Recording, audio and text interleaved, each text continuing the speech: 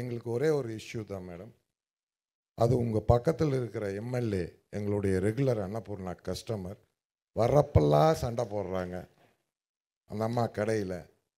ஏன்னா எங்களுக்கு நீங்கள் ஸ்வீட்டுக்கு 5% வச்சுருக்கீங்க ஜிஎஸ்டி, இன்புட் கொடுக்குறீங்க.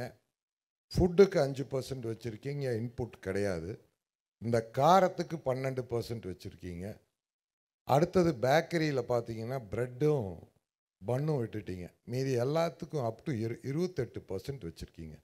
இந்த அம்மா வர வேண்டியது, ஜிலேபி சாப்பிட வேண்டியது, அடுத்தது காஃபி கொடுக்கணும், காரம் வேணுங்கிறது. காரத்துக்கு 12ன்னு சொன்னால் உடனே சண்டைக்கு வர்றது.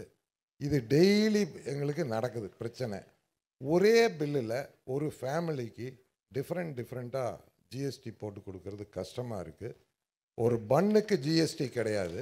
பன்னுக்குள்ளே ஒரு க்ரீம் வச்சுட்டா அதுக்கு 18% ஆயிடுது. கஸ்டமர் என்ன சொல்கிறாரு, நீ க்ரீமையும் ஜாமையும் கொண்டா நானே வச்சுக்கிறேங்க. கடை நடத்த முடியல மேடம். அதனால் ஒன்றா எல்லாத்துக்கும் ஒரே மாதிரி ஜாஸ்தி பண்ணிடுங்க. இல்லைண்ணா இன்னொன்று, இதே அம்மா உங்கள் எம்எல்ஏ அம்மா தான் இதெல்லாம் பண்ணுறதுங்க. அவங்க எங்கள் தொகுதியில் இருக்காங்க. கடையில் வடநாட்டில் அதிகம் ஸ்வீட்டு சாப்பிட்றாங்க. அதனால தான் அம்மா இங்கே அதுக்கு 5%, காரத்துக்கு 12 பண்ணிட்டாங்கங்கிறாங்க. நான் சொன்னேன், இல்லைங்க அப்படியெல்லாம் இல்லை.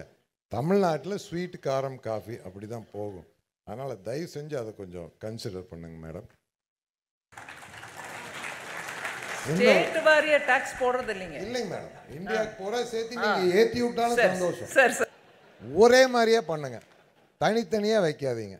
ஏன்னா வீடு ஒரு ஃபேமிலி கம்ப்யூட்டரை திணறுது மேடம் பில் போடுறது. அதுவும் அந்த ஜிஎஸ்டி ஆஃபீஸருக்கு இன்புட் கிரெடிட் எடுக்கிறப்போ ஒரே கிச்சனில் தான் எல்லாம் பண்ணுறாங்க. இன்புட் எடுக்கிறப்போ அதே கேஸு, அதே ஸ்வீட் மாஸ்டர், அதே கடலை மாவு, அதே மைதா மாவு, இன்புட் எப்படி மேடம் எடுக்க முடியும்? அதில் ஆஃபீஸர்ஸ் திணறிடுறாங்க. ஸோ அவங்களுக்கும் ஹெல்ப் பண்ணணும் நம்ம.